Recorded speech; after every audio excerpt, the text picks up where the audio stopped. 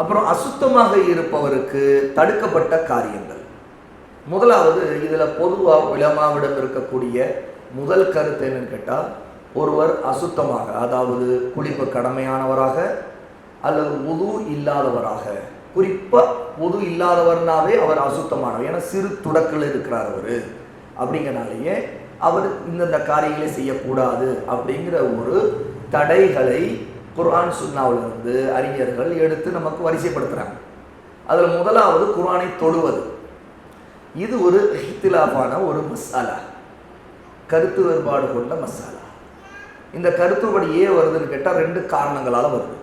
முதல் காரணம், குர்ஆனில் அல்லாஹ் சுப்ஹானஹு வ தஆலா லா யமஸ்ஸுஹு இல்லல் முத்தஹ்ஹரூன், இதனை தூய்மையாளர்கள் தவிர வேறு யாரும் தொடமாட்டார்கள் அப்படின்னு அல்லாஹ் குறிப்பிடுறானே, அந்த ஆயத்தின் அடிப்படையில் தான் இந்த கருத்து வேறுபாடு முதல்ல ஆரம்பிக்கும். அந்த ஆயத்தில் தூய்மையானவர்களுக்கான சிறப்பை அல்லாஹ் அங்கே குறிப்பிட்டிருக்கிறான். அந்த வகையில் குர்ஆன்கிற அல்லாஹ்வுடைய கலாமை தூய்மையற்ற நிலையில் தொடக்கூடாது, இது ஒரு தடை தான் அப்படிங்கிற அடிப்படையில் அந்த ஆயத்தை எடுத்துக்கொள்கிறவர்கள், ஆகவே ஒது இல்லாத நிலையில் குர்ஆனை தொடவே கூடாது அப்படின்னு சட்டம் சொல்லுவாங்க.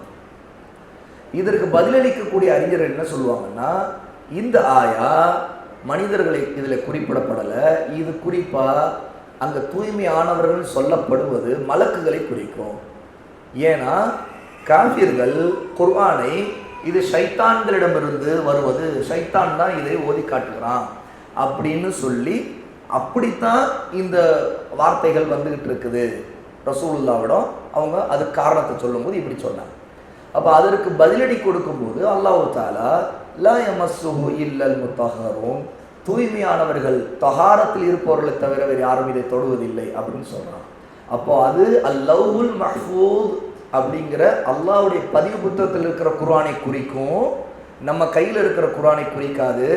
ரெண்டாவது, அதை தொடுபவர்கள் ஜின் இன ஷைத்தான்கள் இல்லை, மலக்குகள் மட்டும்தான் அதை தொட முடியும், அந்த அல்-லவ்ஹுல் மஹ்ஃபூஸ.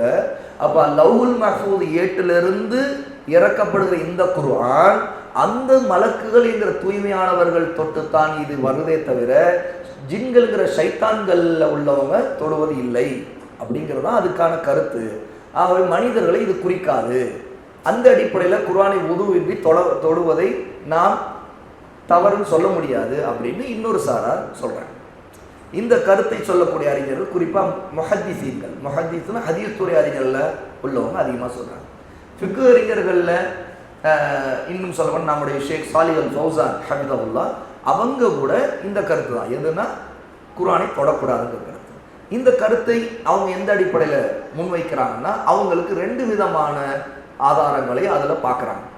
ஒரு ஆதாரம், அல்லாஹ் தஆலா மலக்குகளை குறிப்பிடுவதாக சொல்லியிருந்தாலும் தூய்மையாக இருப்பதை அல்லாஹ் அங்கே வலியுறுத்திட்டான். அப்போது ஒரு சிறப்பு மலக்குகளுக்கு தொஹாரத்தின் மூலமாக கிடைச்சிருக்குது, அந்த தொஹாரத்துள்ளவர்கள் தான் அதை தொடுகிறார்கள்னு சொல்லப்படும் போது தொஹாரத்தோடு நாம் தொடுவது கடமை அப்படிங்கிற கருத்து, அல்லது அது சிறந்தது அப்படிங்கிற கருத்து. அதில் கடமைங்கிற கருத்தை தான் இந்த அறிஞர்கள் சொல்லுவாங்க. அதாவது நீங்கள் ஒது இல்லாமல் குர்ஆனை தொடாதீர்கள் அப்படின்னு சொல்லுவாங்க. ஏன்னா நீங்கள் அசுத்தமாக இருக்கிறீங்க, அல்லாஹ் தஆலா விரும்பலை. அப்போ மலக்குகளை அல்லாஹ் தொஹாரத்துள்ளவங்க சொன்னதுலேருந்து இதை நம்ம அறிந்து கொள்ளணும் அப்படிங்கிற ஒரு ஃபிக்ஹ, ஒரு சட்டத்தை அதுலேருந்து அவங்க எடுக்கிறாங்க. இது நேரடியாக இல்லாவிட்டாலும் அது உள்ளே அந்த கருத்தும் உண்டு அப்படிங்கிறது. இன்னொரு பக்கம் இந்த கருத்துக்கு வலு சேர்க்கக்கூடிய சில ஹதீஸ்கள் வந்திருக்கு. அந்த ஹதீஸுகள் இந்த கருத்துக்கு ரொம்ப வலுவாக இருக்கிறதா அவங்க நினைக்கிறாங்க. ஆனால் அந்த ஹதீஸுகள் அந்த அறிஞர்கள், இந்த குறிப்பிட்ட ஃபிக்ஹ் அறிஞர்களுடைய பார்வையில் ஏற்கப்படக்கூடிய ஹதீஸ்களாக இருக்குது. ஆனால் ஹதீஸ் துறையில் கல்வி ஆழம் கொண்டவர்கள் அந்த ஹதீஸ்கள் சஹீஹ் என்கிற ஆதாரத்தன்மையில் வலுவாக இருக்கக்கூடிய செய்திகளாக இல்லை. அப்படி இருக்கும்போது ஒரு சட்டம் கூடாது, தடுக்கப்பட்டது அப்படிங்கிற சட்டத்தை சில பலவீனமான இந்த மாதிரியான கருத்து ஆய்வு அல்லது ஹதீஸ்கள் அடிப்படையில் நம்ம எடுக்க முடியாது அப்படிங்கிறது தான் ஹதீஸ் துறை அறிஞர்கள் கருத்து. உதாரணத்துக்கு ஷேக் அல்பானி ரஹிமஹுல்லா, ஷேக் முக்பில் ரஹிமஹுல்லா, இப்படிப்பட்ட நம்முடைய சமகாலத்தில் வாழ்ந்த ஹதீஸ் துறை அறிஞர்கள், இதுக்கு முன்னாடியும் சில அறிஞர்கள், இமாம் புகாரி உட்பட இந்த கருத்து தான் இருக்காங்க. இமாம் புகாரி ரஹிமஹுல்லா ஒது இல்லாமல் குர்ஆனை தொடுதல் ஓதுதலை பற்றி பற்றிய சட்டத்தில் அதை அனுமதிக்கப்பட்டதாக கருதி இருக்கிறாங்க. அதில் இந்த ஹதீஸ் துறை அறிஞர்கள் வேறு சில ஆதாரங்களை கூடுதலாக வலுவாக கொண்டு வருவாங்க. அதாவது கட்டாயம் ஒது செய்ய வேண்டுங்கிறது நம்ம வலியுறுத்த முடியாது, ஆனால் விரும்பத்தக்கது, அது ஒரு முஸ்தஹப், சிறந்தது அப்படின்னு எடுத்துக்கொள்ளலாம். அந்த வகையில் உதாரணத்துக்கு ரசூலுல்லாஹி ஸல்லல்லாஹு அலைஹி வஸல்லமுடைய மடியில் எங்கள் ஆயிஷா ரலியல்லாஹு அன்ஹா மடியில் ரசூலுல்லாஹி ஸல்லல்லாஹு அலைஹி வஸல்லம் தன்னுடைய தலையை வைத்துக்கொண்டு குர்ஆன் ஓதியதாக வரக்கூடிய ஆதாரம் புகாரியில் வர, அந்த புகாரியில் வரக்கூடிய அந்த செய்தியை இமாம் புகாரி குர்ஆனை சிறுதொடக்கு பெருந்தொடக்கு உள்ளவர் ஓதுவதில் கூட தடை செய்யப்பட்டதில்லைங்கிற ஒரு கருத்துக்கு அதை முன்வைப்பாங்க. அப்போது ஒரு பெண் மாதவிடாய் காலத்திலும் அல்லது பிரசவத்தீட்டு அல்லது இன்னும் சொல்லப்போனால் சில அறிஞர்கள் குளிப்பு கடமையான நேரத்திலும் அவர்கள் குர்ஆனை ஓதுதல் தொடுதல் இந்த விஷயத்தில் கொஞ்சம் வித்தியாசத்தை பார்த்துருக்குறாங்க. எப்படின்னு கேட்டால், சிலர் ஒது சம்பந்தப்பட்ட விஷயத்தில் சிறு தொடக்கு இருந்தால் தொடுவது ஓதுவது எந்த தடையும் இல்லை அப்படிங்கிற கருத்து. இன்னொரு சாரார் குளிப்பு கடமையாகி, அது குறிப்பாக ஜுனுபாலியாக கணவன் மனைவி சேர்க்கையின் மூலமாக கடமையாகி இருந்தால் அப்போது தொடவும் கூடாது ஓதவும் கூடாது அப்படிங்கிற கருத்து கொண்டிருக்கிறவங்க இருக்கிறாங்க. கட்டாயம் அவங்க குளித்த பிறகுதான் தொட வேண்டும். அதே மாதிரி தான் மாதவிடாய் சட்டத்திலையும் மாதவிடாய் உள்ள பெண் அவங்க தொடக்கூடாது அப்படின்னு கருத்து சொல்கிறாங்க. ஆனால் இதில் ரொம்ப சுருக்கமாக சொல்லப்பட வேண்டியது என்னன்னு கேட்டால், அல்லாஹு அலம், அல்லாஹ் மிக அறிந்தவன். முதல் விஷயம், ரொம்ப வலுவாக இந்த அளவுக்கு கருத்துப்பாடு கொள்ளக்கூடிய இடத்துல அதை பார்க்க வேண்டியதாக இருந்தால் அதற்கான ஆதாரம், தடை ஆதாரம் மிக வலுவாக வந்திருக்க வேண்டும். தடை ஆதாரம் மிக வலுவாக இல்லாத பட்சத்தில் ஒரு நடுநிலையான கருத்தாக சில அறிஞர்கள் என்ன கருத்து முன்வைக்கிறாங்கன்னா, நாம் செய்த அது தொட்டவர், அந்த மாதிரி நேரங்களில் தொட்டவர் குற்றம் செய்து விட்டவர்கள் நம்ம எடுக்க முடியாது. ஆனால் மிகச்சிறந்தது அவங்க அப்போது ஒது செய்து கொள்வதுதான் சிறந்தது. அது அந்த சிறு தொடக்கையும் நீக்கிக் கொள்கிற ஒரு நிலை. பெருந்தொடக்கல் இருந்தாலும் ஒருவர் மாதவிடாய் காலத்தில் அல்லது இந்த மாதிரியான நேரங்களில் இருக்கும்போது அவன் குர்ஆனை ஓதவே கூடாது அப்படின்னு நம்ம தடுக்க முடியாது. அந்த அசுத்தம் அப்படி தடுக்கப்படுகிற அளவுக்கான அசுத்தமாக இருந்திருந்தா எப்படி அல்லாஹ் சுப்ஹானஹு வ தஆலா தொழுகைக்கு தடை விதிச்சிருக்கானோ, நோன்புக்கு அந்த நேரத்தில் தடை விதிச்சிருக்கானோ, குறிப்பாக பெண்களுக்கு, அதே மாதிரி தவாஃபுக்கு தடை விதிச்சிருக்கானோ, அது போன்ற ஒரு தடை தெளிவாக வந்திருக்க வேண்டும். இதுதான் ஹதீஸ் அறிஞர்களுடைய ரொம்ப வலுவான கருத்து. அவை மற்ற எல்லா கருத்தையும் அவர்களை எப்படி பார்க்குறாங்கன்னா, இது ஒரு பலவீனமான கருத்து, இது நம்ம ஏற்க தேவையில்லை.